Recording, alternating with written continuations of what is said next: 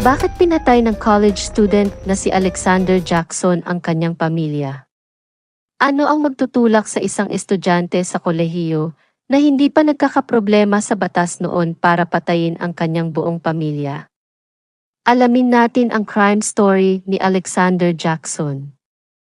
Noong January 25, 2023, hinatulan ng isang hurado ng Iowa ang estudyante ng University of Iowa na si Alexander Jackson sa 3 bilang ng first degree na pagpatay. Noong June 15, 2021, binaril at pinatay ni Alexander na nooy 20 taon gulang ang kanyang ama na si John Jackson, 61 taon gulang, ina na si Melissa Jackson, 68 taon gulang, at 19 na taon gulang na nakababatang kapatid na babae na si Sabrina Jackson. Sa Cedar Rapids, Iowa, binigyan ng isang hukom si Jackson ng 3 magkakasunod na habambuhay na sentensya na walang posibilidad ng parol noong ika-3 ng Marso 2023.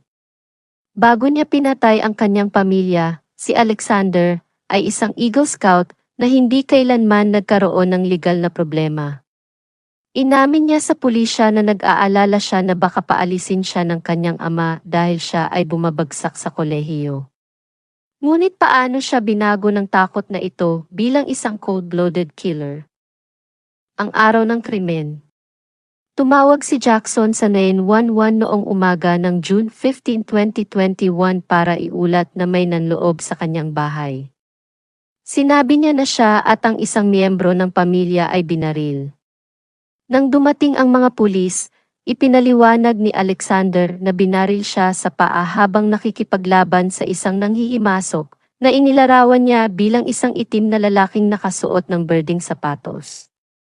Ang sandata umano ng lalaking ito ay isang Browning .22 caliber semi-automatic rifle na pag-aari ng pamilya Jackson.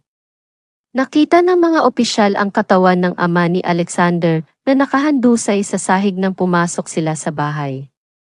Natuklasan ng pulisya ang mga bangkay ng ina at kapatid ni Alexander sa kani-kanilang kwarto. Bawat biktima ay may maraming tama ng bala.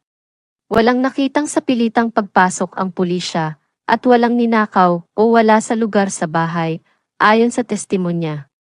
Natagpuan ng mga opisyal si John sa ibabang palapag na may 5 tama ng baril. Si Melissa ay nasa master bedroom na may 3 tama ng baril, at si Sabrina ay nasa kanyang lower level na kwarto, sa tabi ng silid ni Alexander, na may 2 tama ng bala ng baril.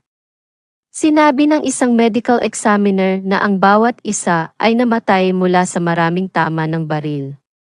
Si Melissa Jackson ay binaril sa mata ng malapitan. Dinala si Alexander sa ospital para magamot. Doon, tinanong siya ng mga pulis ng halos 4 na oras. Sinabi nila kay Alexander na wala silang natuklasang katibayan ng isang taong papalapit sa kanyang bahay. Hindi rin sila naniniwala na ang isang random na nanghihimasok na nangyari sa isang rifle ay kusang magpapasya na gumawa ng pagpatay. Sa buong interogasyon sa ospital ni Alexander, at nang makipag-usap siya sa mga investigador sa istasyon ng pulisya ng gabing iyon, iginiit niyang hindi niya sinaktan ang kanyang pamilya. Ngunit hindi kumbinsido ang pulisya at kinasuhan si Alexander ng mga pagpatay sa kanyang mga magulang at kapatid na babae. Ang kaso laban kay Alexander Jackson. Sa panahon ng kanyang paglilitis, binigyang diin ng depensa na si Alexander, kahit na nabigla at nabigyan ng painkiller na fentanyl, ay pinanatili ang kanyang kawalang kasalanan habang nakikipag-usap sa pulisya. Sinabi ni William Douglas Woody, isang propesor ng psikolohikal na agham sa Universidad ng Northern Colorado at ang co-author ng Understanding Police Interrogation Confessions and Consequences, ay nagsasabi na kadalasan ay ipinapalagay ng mga tao na maaari mong tingnan ang pag-uugali ng isang tao. Ang tanging paraan upang matuklasan ang katotohanan ng sinasabi ng isang tao sa pulisya ay sundin ang ebidensya ng isang kaso. Ang ebidensya na ipinakita sa paglilitis ni Alexander ay nakumbinsi ang isang hurado na siya ay isang mamamatay tao. Ang footage ng pagmamanman mula sa bahay ng mga Jackson at mula sa isang kalapit na bahay ay nagpakita ng walang anumang bagay upang i-back up ang kwento ni Alexander.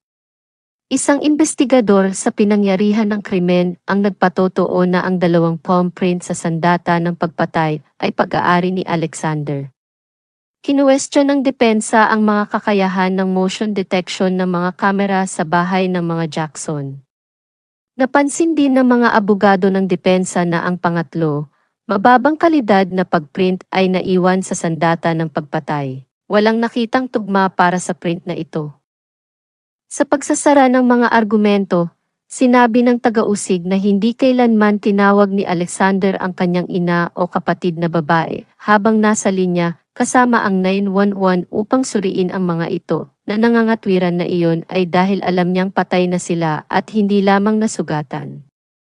Napansin din niya na ang dugo na natagpuan malapit sa kama ni Alexander ay nagpapahiwatig na binaril niya ang kanyang sarili doon, hindi kung saan sinabi niyang nakatagpo siya ng nanghihimasok sa isang sala sa ibaba.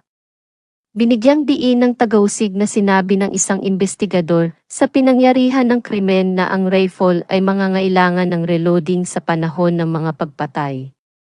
Gayunpaman, nabanggit niya na ang hindi pangkaraniwang proseso ng pag-reload ng Browning ay naging dahilan upang hindi ito magawa ng isang unang beses na user. Tulad ng isang random na nanghihimasok, kahit na alam ng mga taong nakatira sa bahay na may karanasan sa baril ang mga pagkasalimuot. Sa panahon ng paglilitis, mayroong testimonya mula sa isang investigador na may mga taon ng pagsasanay sa baril na nagsasaad na ang baril ay napakatatangi sa kailangan nilang maghanap ng online na video tutorial upang matutunan kung paano ito gawin. Ano ang nagtulak kay Alexander Jackson para pumatay? Upang maging Eagle Scout noong 2017, tumulong si Alexander sa pagpapanumbalik ng bahay para sa mga pamilyang may mababang kita. Tumugtog siya ng pluta noong high school. Nagpatuloy siya sa pag-enroll sa kolehiyo para mag-aral ng pagnenegosyo. Ang mga tao ay nagpatotoo sa ngalan ni Alexander sa kanyang paglilitis. Sinabi ng kanyang dating pinuno ng scout na pinagkakatiwalaan niya si Alexander na magturo ng mga mas batang bata. Inilarawan ng isang kaibigan si Alexander na hindi kailanman naging marahas. Nang makipag-usap si Alexander sa mga pulis sa ospital, inamin niya na nahihirapan siya sa pag-aaral at natakot na paalisin siya ng kanyang ama o makakuha ng trabaho. Sa paglilitis kay Alexander noong January 2023, sinabi ng prosekusyon na si Alexander ay maaaring pinatay ang kanyang pamilya upang maiwasan ang pag-alis ng bahay. Kasama sa ebidensya sa paglilitis kay Alexander ang murder weapon, isang .22 caliber rifle, kung saan natagpuan ng mga investigator ang kanyang mga fingerprint. Nagtalo ang mga abogado ni Alexander sa mga paghahain pagkatapos ng paglilitis na nabigo ang mga taga-usig na magbigay ng katibayan ng isang kapanipaniwalang motibo o ng pagpaplano at premeditasyon ni Alexander bago ang mga pamamaril. Sinabi rin nila na ang mga hurado ay hindi pinahihintulutang tinalakay ang kaso at tiningnan ang media coverage tungkol dito sa labas ng korte. Ibinasura ni Judge Lars Anderson ng District Court ang mga argumentong iyon. Hinatulan si Alexander ng 3 magkakasunod na habambuhay na sentensya nang walang pagkakataon para sa parol. Ni Alexander o iba pang miyembro ng pamilya na dumalo ay hindi nagsalita sa pagdinig, ayon sa Cedar Rapids Gazette. Ang pagsentensya kay Alexander ay dumating nang matapos ang isa pang kaso ng Linn County na nagsasaad ng pagpatay sa pamilya. Ang mga pagpatay sa isang tahimik, suburban na kapitbahayan ng Cedar Rapids ay ang unang triple homicide sa lungsod mula noong 1982 at pangalawa lamang ayon sa isang tagapagsalita ng Departamento ng Pulisya.